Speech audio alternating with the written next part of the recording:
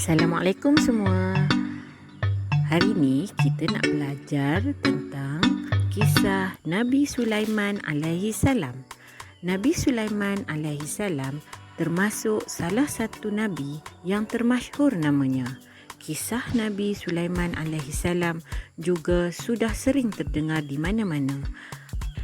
Nabi Sulaiman alaihi salam adalah anak lelaki kepada Nabi Daud. Nabi Sulaiman sendiri merupakan Nabi yang ke-18. Ia menggantikan Nabi Daud sebagai raja dan mewarisi takhtanya. Sulaiman merupakan Nabi yang terkenal cerdas sejak ia masih kecil lagi. Tak hanya itu, ia juga memiliki kepintaran, kecakapan dan kemampuan berfikir dengan baik, terutama dalam mengambil sesuatu keputusan. Allah Subhanahu Wa Taala mengangkatnya sebagai Nabi dan Rasul. Setelah Sulaiman cukup umur dan ayahandanya wafat, Sulaiman diangkat menjadi raja di kerajaan Bani Israel.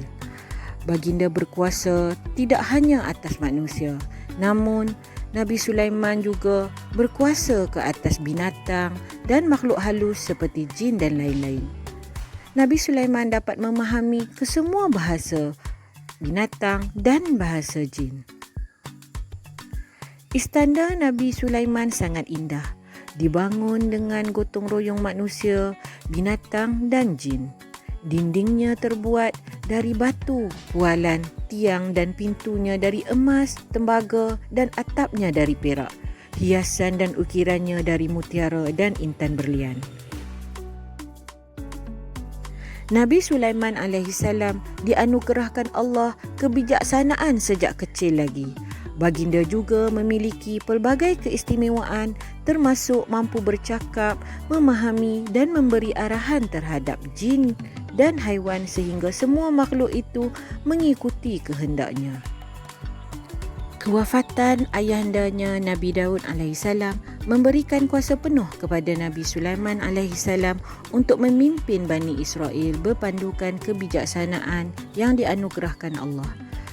Baginda juga dapat menundukkan jin, angin dan burung sehingga dapat disuruh melakukan apa saja termasuk mendapatkan tembaga dari perut bumi untuk dijadikan perkakasan. Setelah membangunkan Baitul Maqdis, Nabi Sulaiman AS menuju ke Yaman. Tiba di sana, disuruhnya burung hudhud mencari sumber air. Akan tetapi, burung berkenaan tiada ketika dipanggil. Ketiadaan burung hudhud menimbulkan kemarahan Nabi Sulaiman. Selepas itu, burung hudhud datang semula kepada Nabi Sulaiman dan berkata, "Aku telah terbang untuk mengintip dan terjumpa sesuatu yang sangat penting untuk diketahui oleh Tuan."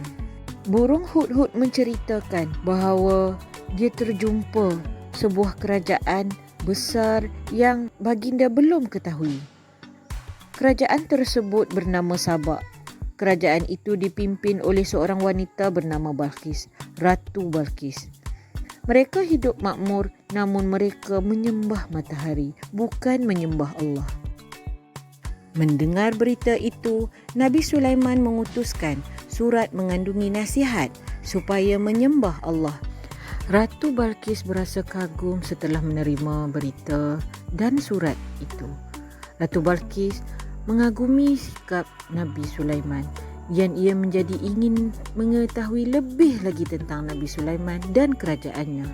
Kemudian, ia menyiapkan pasukannya untuk mengadakan kunjungan kepada kerajaan Nabi Sulaiman. Berita tentang kunjungan Ratu Balqis ke Bani Israel telah sampai ke pengetahuan Nabi Sulaiman. Lalu Nabi Sulaiman mengadakan pertemuan dengan para tenteranya dan mengarahkan jin untuk mengangkat singgasana Ratu Balqis dan diletakkan di istana Raja Sulaiman dalam sekelip mata. Setibanya Ratu Balqis di istana Raja Sulaiman, Ratu Balqis merasa kagum dan terkejut melihat singgasananya ada di istana Raja Sulaiman. Melihat kebijaksanaan Nabi Sulaiman dan kagum dengan istana pemerintahan di bawah Nabi Sulaiman, Ratu Balqis akhirnya mengikut dan turut menyembah Allah Subhanahu Wa Taala. Mereka akhirnya berkahwin dan hidup hingga ke akhir hayatnya. Sekian, itu saja cerita untuk hari ini dan kita jumpa lagi. Drop it.